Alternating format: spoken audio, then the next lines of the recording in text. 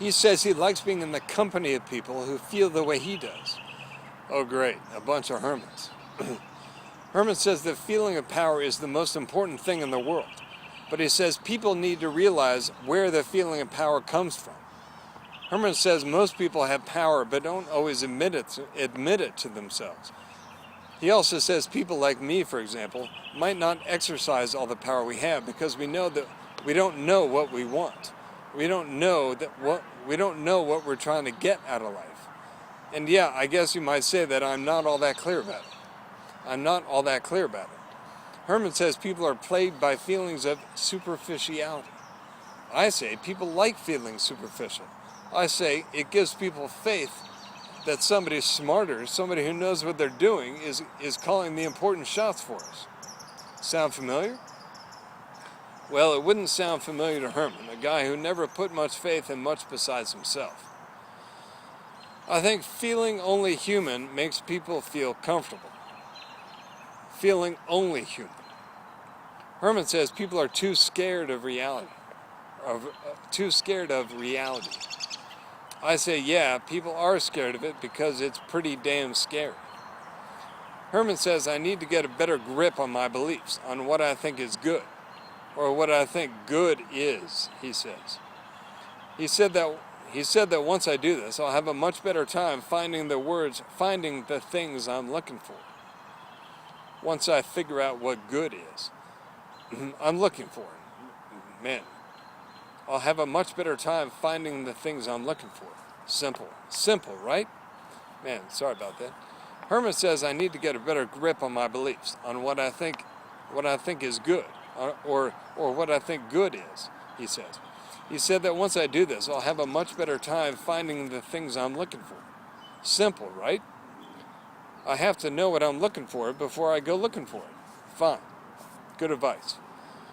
I've actually said before, which is pretty much the same thing, that the things people decide they want are by definition good, because it's what they want. Because they think if they get those things, they're going to be happier than they are right now. At the very least, they have a feeling they'll be happier. Oh, there's my mistake, my flaw, my short-sightedness. I'm only talking about a personal selfish good. He's talking about the real good, the greater good. Herman is convinced the good things in life are available to everyone. Naturally, I do my duty and tell him that he's depressingly naive. Naturally, I do my duty and tell him he's depressingly naive if he believes that.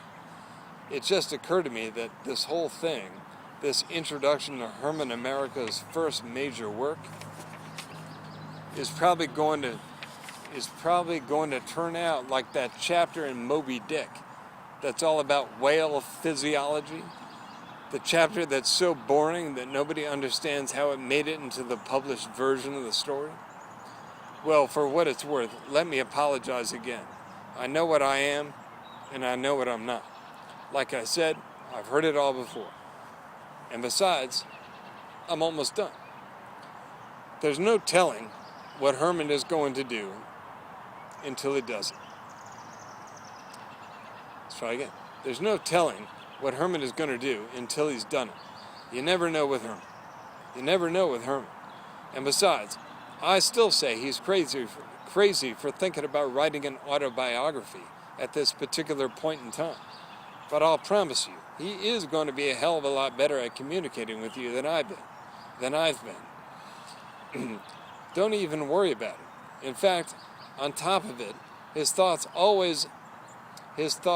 have always been plain better than mine in the first place.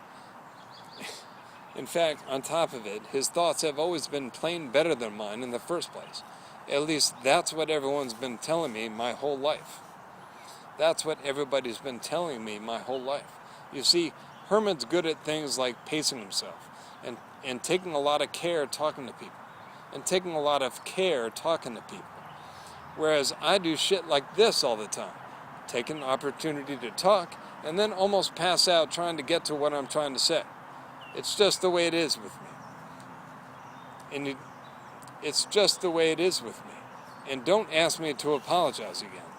Don't expect me to. I mean, I'm humble, but I do have my limits. If Herman knew that I was going to say all this, I know he wouldn't have asked me. I know he wouldn't have asked me. He wanted me to introduce him, yes, but I don't think he intended for me to make such a goddamn catastrophe the whole thing. If he's worried, he's got good reason to be. If he's worried, he's got good reason to be.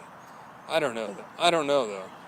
He said I was free to talk about whatever I wanted to talk about. I probably spoiled it with all my dumb digressions, but alas, hark, there's no way in hell I'm going to go through all this to clean it up.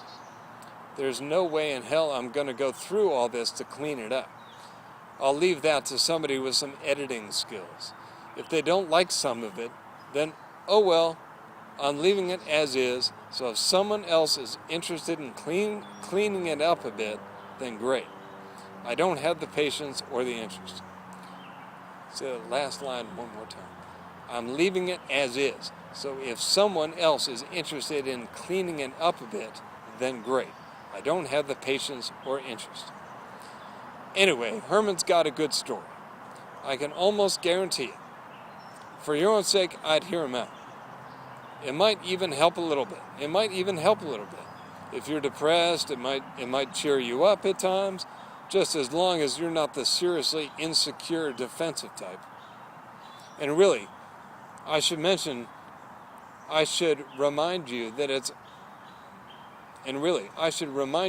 a success story. It's a success story to the core. So what harm could there be in hearing it? It's like I said before. Everything was a learning experience for him. And as for his sense of humor, I think it's as good as it is, probably because he remembers so much about his childhood. And incidentally, about my childhood. He always sounds really damn charming when he talks about his early years, as if they were a grand haphazard adventure, as if they were all this big accidental thing that just happened to turn out really well. Anyway, I'm sure you'll see what I'm getting at.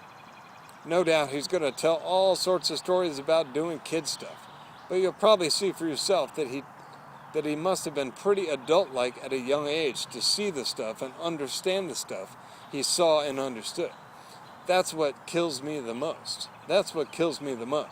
Everything is harmless kid stuff to him. And to me, it's all blurry, hard to think about stuff and painful. I know I said this already, but I don't even like kids. Let alone myself very much. I never know what to say to them.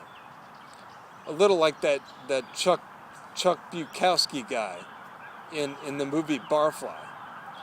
I just feel better when they're not around. It's a bad Godfather impression. Let me say it again. I never know what to say to them. A little like Chuck Bukowski in Barfly. I just feel better when they're not around. Introducing the Journals of Herman America.